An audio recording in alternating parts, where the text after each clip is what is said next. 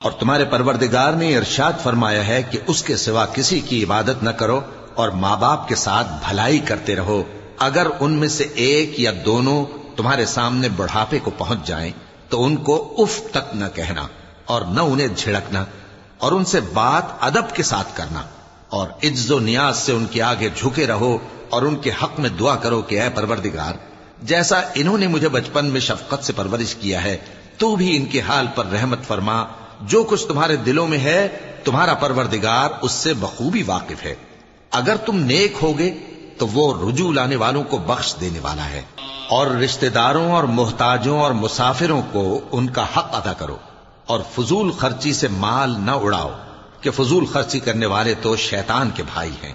اور شیطان اپنے پروردگار کی نعمتوں کا کفران کرنے والا یعنی ناشکرا ہے۔